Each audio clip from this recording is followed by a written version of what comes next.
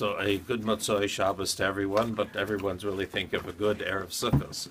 So as long as we're talking about Sukkos, and some people are going to pick up their Lulav and Esrog now, certainly if you want to leave it here and have it on Monday, that's tomorrow actually, for davening, quite welcome to, but those who want to pick it up now is also fine. So I just want to learn one Mishnah.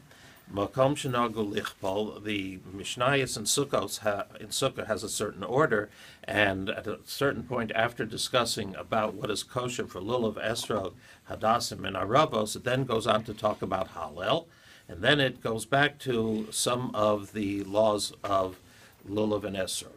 So it says, in the place in which the custom is to double, that is, we know that in Hallel we say some of the sentences twice, and that came about because of in the Beis Hamikdash, in the temple, when it was sung by the Levium, certain sentences were doubled, and therefore we have the custom, and it was in various places, very different places in which they began saying a pasuk twice, you should double. And if the custom is livshot, to have it only straight, Yivshot, then you say it straight only one time. Levarech acharav, to make a bracha after Hallel, then you should make it.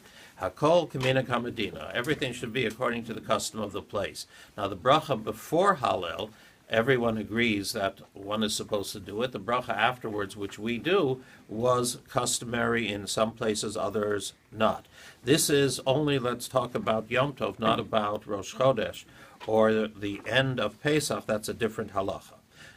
Now, halokeach lulav mechavero b'shviyis, if somebody buys a lulav from his friend in the Shemitah year, which would really mean also after the Shemitah year, no sein lo esrog b'matana, you give him the esrog as a gift.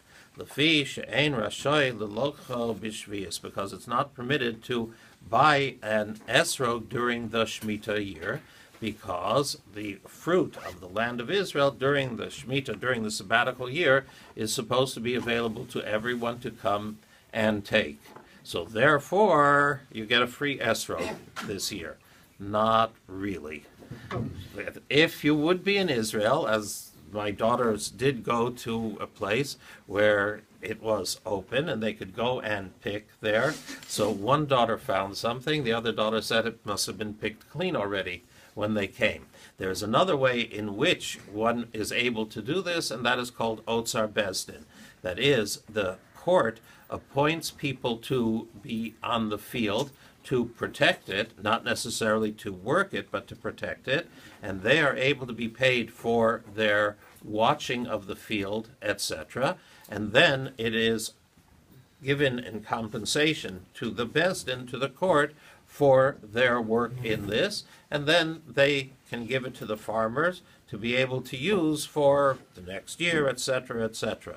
So when you take a look, and I only saw it this past week, because we only got them now, on the box of the Esrogim, it says $15 on it. Now that $15 is what is for the Otzar Bezdin. That is, that goes to the Bezdin, and the rest of the price includes somebody who received it and somebody else who received it, and the lulav, and the hadassim, and the aravos, which comes up to the very low price which everyone paid for the total of it, and it's available now if you would like. So everyone, a very, very good Yom Tov, and we'll speak over Yom Tov also of the way in which we shake it, the reasons why we do the various shakings. Rabbi Hanan